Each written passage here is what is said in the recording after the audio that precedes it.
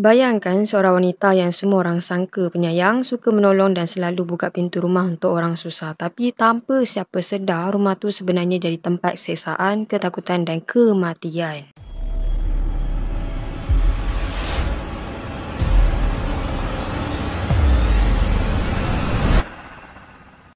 Shirley Notek atau nama penuhnya Michelle Notek lahir pada tahun 1954 dekat Vancouver, Washington. So kalau orang tengok dia ni dari luar, hidup dia nampak macam normal je. Tapi dalam diri dia ada sesuatu yang tak kena. Dia ni dari kecil dah tunjuk perangai pelik tau. Dia jenis suka kawal orang, cepat naik angin dan pandai sangat manipulasi emosi orang sekeliling dia. Dan untuk pengetahuan korang, masa muda Shirley pernah berkahwin berkali tapi semuanya tak bertahan lama. Sampailah tahun 1987, dia jumpa seorang lelaki bernama David, iaitu bekas tentera laut. Jadi kalau orang tengok diorang berdua ni kan, macam hubungan biasa je. Tapi masa itulah hidup diorang berdua mula masuk ke arah yang lebih gelap. So kita masuk pula bahagian David. Dia ni jenis pendiam, dia tak banyak cakap tapi nampak jelas yang dia ni betul-betul sayangkan Shirley. Apa saja Shirley suruh, semua dia ikut. Tapi dia tak tahu kasih sayang dia tu sebenarnya sedang bawa dia masuk ke dalam hidup yang penuh trauma. Jadi lepas kahwin tu, diorang duduk dekat kawasan pedalaman Raymond, Washington. Rumah 2 tingkat, agak terpencil dan dikelilingi pokok tinggi. Kalau tengok kawasan rumah tu memang nampak tenang kan, tapi dalam rumah tu benda yang berlaku buat siapa pun takkan sangka. Shirley ni ada 3 orang anak perempuan, iaitu Nikki, Sammy dan Tori. Dari kecil budak-budak ni dah biasa tengok mak diorang marah tau. Tapi cara Shirley marah ni lain tau. Dia bukan jenis menjerit atau pukul semata-mata, dia pandai main dengan emosi orang. Bila dia marah, dia tahu macam mana nak buat orang tu rasa rendah diri, rasa takut sampai orang tu sendiri mula percaya yang dia memang tak ada nilai.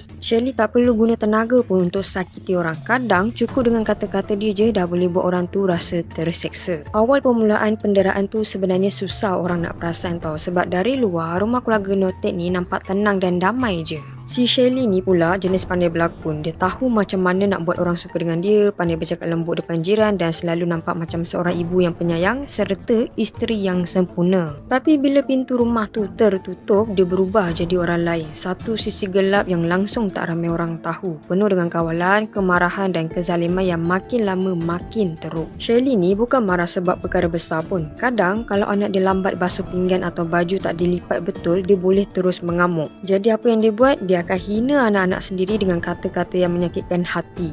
Dan setiap hari, anak-anak dia dengar kata-kata macam tu sampai semangat diorang makin lama makin hilang. Diorang juga jadi takut nak bersuara, takut nak buat salah sebab apa saja boleh jadi alasan untuk kena marah. Dan macam apa yang Kim cakap tadi, Shirley ni tahu cara nak kawal orang. Dia tak selalu guna tangan untuk sakiti, tapi dia guna cara yang halus dan perlahan-lahan merosakkan mental orang tu. Contohnya, dia akan buat anak-anak rasa bersalah walaupun diorang tak buat apa-apa pun. Lepas tu, dia hukum dengan cara kejam, macam tak bagi makan, suruh berdiri berjam-jam dekat luar rumah dalam keadaan cuaca sejuk atau suruh tidur atas lantai tanpa selimut. Kadang, bila dia betul-betul marah, dia akan ambil baldi air sejuk dan tuang perlahan-lahan atas badan anak-anak dia. Semua tu jadi macam rutin harian, bukan sebab nak mendidik, tapi sebab dia rasa puas tengok orang menderita. Yang paling menyedihkan tu, suami dia, David, langsung tak lawan. David ni bekas tentera laut tau, tapi bila dengan Shirley, dia jadi orang lemah dan tunduk sepenuhnya. Dia tahu benda tu salah, tapi dia takut. Shirley pun pandai guna ugutan dan manipulasi emosi sampai David rasa tak ada pilihan lain selain ikut perintah isteri dia. Kadang, Shirley suruh David bantu tahan anak-anak masa dia marah atau hukum, dan David pun terpaksa buat juga walaupun hati dia sendiri sebenarnya tak sanggup. Dan lama kelamaan, rumah tu dah tak rasa macam tempat tinggal lagi. Setiap hari penuh dengan ketegangan, anak-anak hidup dalam ketakutan, tak tahu bila mak diorang akan marah dan siapa akan jadi mangsa seterusnya. Dan korang nak tahu tak, bila diorang nak lalu tepi Shirley, diorang sangat berhati-hati tau. Tak berani nak pandang mata Shirley. Sebab kalau tersilap pandang pun boleh jadi alasan untuk dia kena marah besar. Sampai macam tu sekali tau. Dan Shirley ni bukan setakat dera anak-anak dia je, tapi dia juga ada satu tabiat pelik, suka ambil orang luar untuk tinggal bersama, kononnya nak tolong lah. Tapi setiap kali ada orang baru datang, kisahnya mesti berakhir dengan cara yang menyedihkan. Awal segalanya bermula bila seorang wanita bernama Katie Loreno, kawan rapat Shirley, datang menumpang tinggal dekat keluarga tu sekitar tahun 1991. Shirley cakap dia cuma nak bantu Katie yang tengah susah, tapi niat sebenar dia jauh berbeza. Tak lama lepas tu, jiran-jiran pun mula perasan perubahan pada Katie. Tubuh dia makin kurus, lebam-lebam dan setiap kali nampak Shirley marah, Katie akan tunduk, takut nak pandang muka dia. Si Shirley ni kan jadi jadikan Katie ni macam hamba. Shelley seksa Katie berbulan-bulan, paksa dia buat kerja tanpa henti dan tak bagi makan. Sampailah satu hari, Katie pun dah makin lemah dan dia pun mati. Lepas Katie mati, Shelley suruh David buang mayat dia dan dorang bakar jasad Katie sebelum taburkan abu mayat Katie dekat kawasan berhampiran sungai. Bila orang dah lama tak nampak kelibat Katie, Shelley pula buat cerita kononnya si Katie dah lari ikut teman lelaki, tapi anak-anak dia tahu yang mak dorang ni penipu. Dorang tahu Katie ni takkan tinggalkan rumah tu hidup-hidup. Lepas kehilangan Katie, Shelley teruskan perangai kejam dia dengan mangsa baru.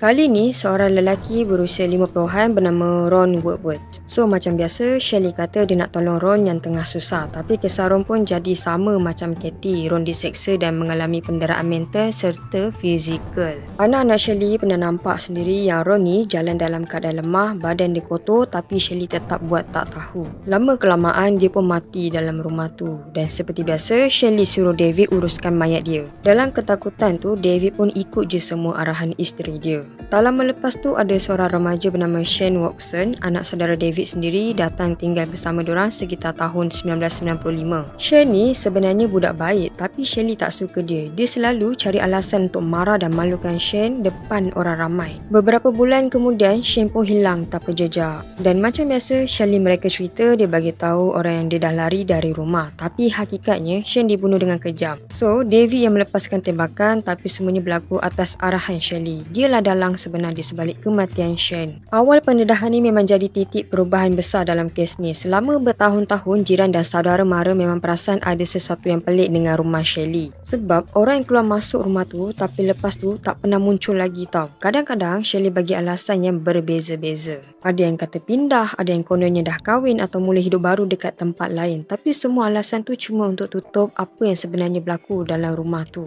Kan Kim ada bagi tahu yang Shelley ni pandai sangat manipulasi keadaan kan. Bila orang luar datang, dia akan layan anak-anak dengan manis. Rumah pula nampak terurus, seolah-olah hidup diorang bahagia. Tapi bila pintu tertutup, neraka sebenar pun bermula. Sampailah satu hari, anak bongsu dia, Tori, yang masa tu baru masuk usia remaja, nekat untuk hentikan semua ni. Sebab dia dah tak sanggup lagi tengok mak dia sakiti orang dan rasa bersalah tu makin menghantui dia setiap hari. Jadi pada tahun 2003, dengan penuh ketakutan tapi ada juga keberanian, Tori akhirnya beranikan diri untuk beritahu pihak polis tentang semuanya yang berlaku dalam rumah dorang. Bila polis sampai ke rumah Shelley dengan David, dorang terus rasa ada sesuatu yang tak kena. Rumah tu penuh dengan barang-barang peribadi milik orang yang dah lama hilang. Contohnya macam pakaian, barang kemas dan beberapa kesan fizikal yang mencurigakan. Tak lama kemudian, pihak penyiasat akhirnya menemui sisa tulang manusia yang telah dibakar di halaman belakang rumah tu. Dan siasatan pun dijalankan secara besar-besaran dan satu demi satu rahsia terbongkar. Dan akhirnya polis sahkan bahawa sekurang-kurangnya 3 orang telah mati akibat penderaan dalam rumah tu, iaitu Shane,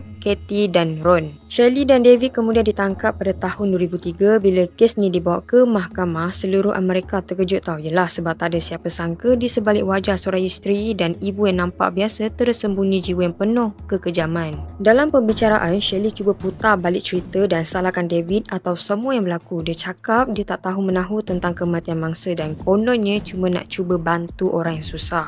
Tapi semua bukti dan keterangan saksi termasuk dari anak-anak sendiri tunjuk dengan jelas yang Shelley lah dalang sebenar di sebalik semua penderaan dan kematian tu. Jadi si Shelley ni bukan sekadar manipulatif tapi licik dalam mengawal emosi orang sekeliling. David sendiri walaupun dia terlibat dalam jenayah tu, sebenarnya kehidupan dia dalam ketakutan setiap masa. Dia tahu kalau dia lawan, dia pun mungkin akan jadi mangsa seterusnya. Jadi pada tahun 2004, mahkamah akhirnya jatuhkan hukuman. David dijatuhi hukuman penjara selama 15 tahun manakala Shelley dihukum 22 tahun penjara atas pelbagai pertuduhan termasuk pembunuhan darjah kedua dan penderaan berat. Keputusan tu sedikit sebanyak beri kelegaan kepada anak-anak dorang dan keluarga mangsa, tapi kelegaan tu tak kekal lama tau. Selepas hampir 2 dekad di sebalik tirai besi, Shelley akhirnya dibebaskan pada tahun 2022. Berita tu cetuskan kemarahan ramai pihak sebab ramai rasa hukuman tu langsung tak setimpal dengan apa yang dia dah buat. Sedangkan anak-anak Shelley sendiri pun masih hidup dalam trauma dan menolak untuk ada sebarang hubungan dengan dia. Bagi dorang, bayang-bayang masa lalu tu tak akan pernah pernah hilang. Jadi itulah kisah Shelly Notek, seorang ibu yang sepatutnya melindungi tapi jadi punca derita paling besar untuk semua orang sekeliling dia. Dan kadang orang yang paling kita percaya tu boleh jadi orang paling berbahaya dalam hidup kita. Okeylah, Kim rasa cukup sampai sini dulu untuk kes kali ni. Jangan lupa subscribe channel Kim dan jangan lupa aktifkan notification supaya korang tak ketinggalan untuk kes seterusnya. Bye bye. Assalamualaikum.